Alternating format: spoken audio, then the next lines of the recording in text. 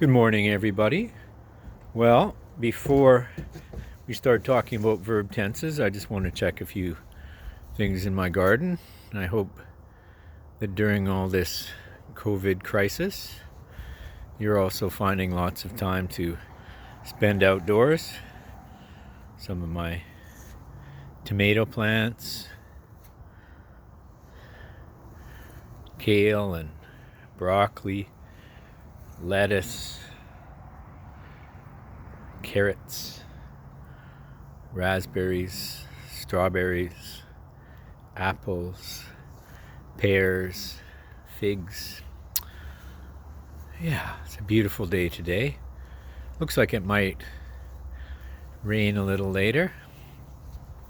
And just take a little look at my raspberries before we go inside and talk about the progressive tenses. Well, back in my office again. Oh, it is a mess after the weekend. Looking at all my grammar books. Let's get started on today's lesson. This will be using verb tenses in English. Using verb tenses in English. Most of the time, you know this already, three simple tenses, past, present, and future, are enough for us to say what we want to communicate. A present action takes place right now. For example, John runs down the street. We understand from this that John is running in the present, right now. A past action has already completed.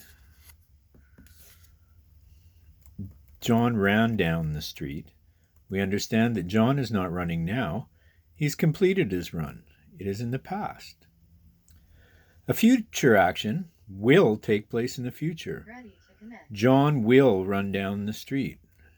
We understand that John has not run yet. He will run at some future time. Sometimes these tenses aren't quite accurate enough for us to say what we want to say, so we can use other tenses such as the progressive and perfect tenses.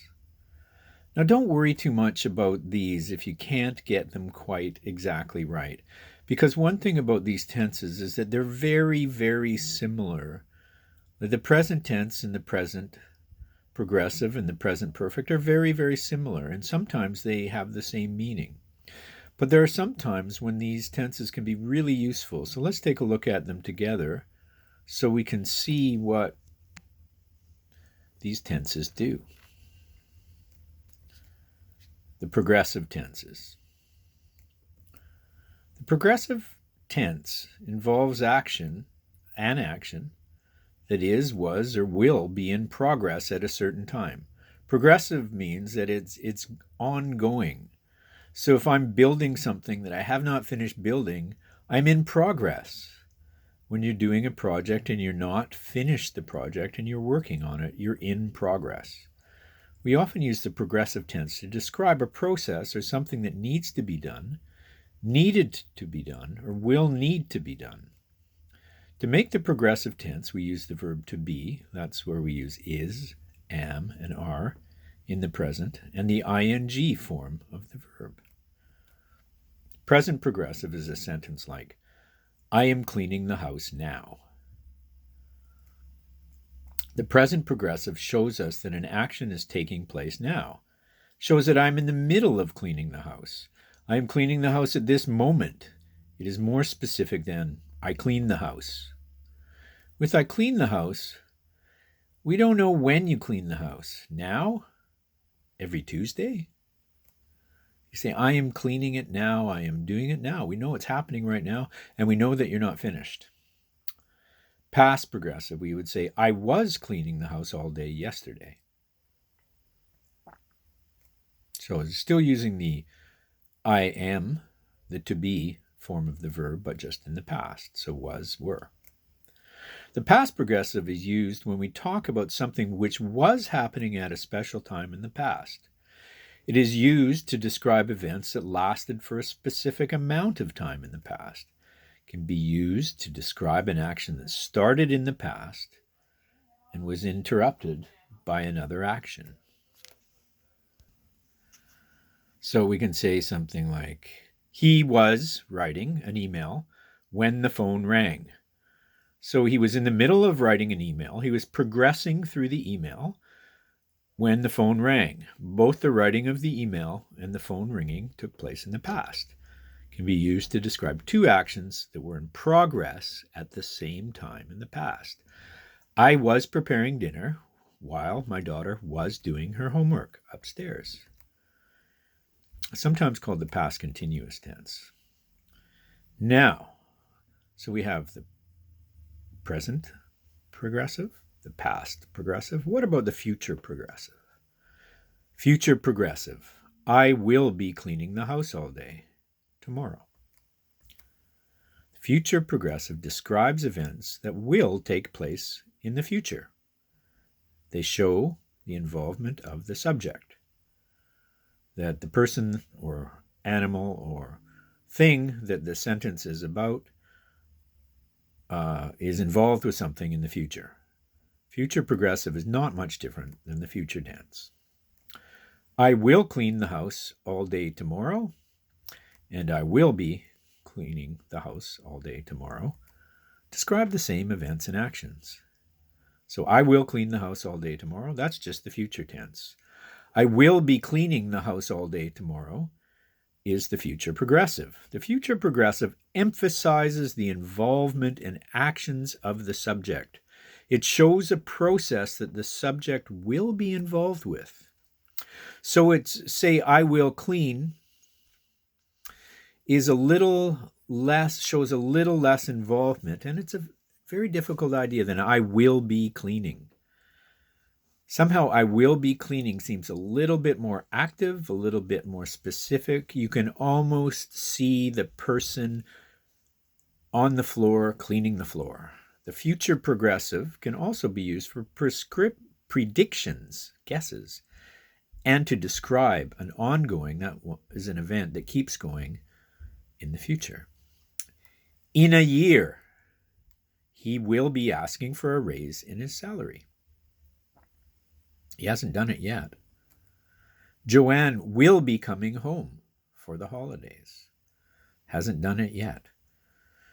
Now, it's a little bit different than he will ask for a raise in his salary or will come home for the holidays. They both actually show future actions that haven't happened yet. But if you use the future progressive, it seems a little more involved, it's a little closer, and a little bit more personal. Now let's look at the perfect tenses. So I'll give you an example. The present perfect, I would say, I have enjoyed playing guitar for over 20 years. Now you go, well, how is that a present tense? We got have and the ed form. Those are both past. You're right. This describes an action that began in the past. I began playing guitar in the past. But guess what? It's still true today. I still play guitar. This means that I have played guitar for over 20 years, an action that began in the past, but I still enjoy playing the guitar today, in the present. The mixture of present and past in the construction helps us to understand its use. The present perfect tense connects the past and the present. That's the important thing. The present perfect tense connects the past and the present. When you use it, you're expressing an idea that has an element in the past and an element of the present. For example, I have gone to the school cafeteria every day for 6 years. Began in the past. Doesn't say he stopped going to the school cafeteria. He's still going. Something began in the past, continues in the present. But I'm getting ahead of myself. So, I have gone to the school cafeteria every day for 6 years, and I have not yet found one thing there that tastes good. The subject began going to the cafeteria 6 years ago, in the past, but he says that even today, in the present, he has not found anything that tastes good. And a final example would be something like, I have lived in Paris for 5 years. I still live in Paris. I began to live there 5 years ago. So action began in the past that continues in the present is what we use this tense for. The past perfect. Now let's look at that. I had played guitar for over 20 years before I met the rest of my band. The past perfect is used to connect one action in the past, I had played guitar for over 20 years, to another action in the past, rather than an action in the present. I met the rest of my band. The timeline began in the past. I'd been playing guitar for over 20 years. It ends before now. I met the rest of my band. It suggests that I'm still with my band and I'm still playing guitar, but that these two important events began in the past and continue now. The subject is not beginning to learn the guitar now, but he still plays guitar into the present from the past. He is not meeting his band members for the first time today. Met suggests the past tense of meet, but he still plays with them at the present time. So past perfect shows us events that began in the past, often compares or connects them to other events in the past that are ongoing today. Wow, tenses in English are crazy. You had studied English before you moved to New York. Studied English shows an event that began in the past. You moved shows that the subject moved to New York in the past. But it is presumed that the subject still lives there in the present. Finally, future perfect. Wow, what can that tell us? Let's look at it. I will have played guitar for 30 years by the time I am 50 years old. Future perfect tense is used to express an action which the speaker assumes will have completed or occurred in the future. I'm not yet 50, the sentence suggests, but that by that time I will have played guitar for 30 years. This shows that I have not yet played guitar for 30 years, but because I want to keep playing guitar, have no plans to quit, I can say that I will have played guitar for 30 years by the time I am 50 years old. The future tense gives a sense of completion to a task that will happen in the future. For example, the patient will have recovered from her illness by next month. She hasn't recovered yet, but if everything progresses normally, she should be healthy by next month. And that's how we use the future perfect tense. So that's a lot of stuff. That's a lot of new information, everybody. Good luck with that. Please just think about this information today. And on Wednesday, during our Zoom class, I will take all of your questions about this. Be healthy, be safe, enjoy your day, and I will see you soon.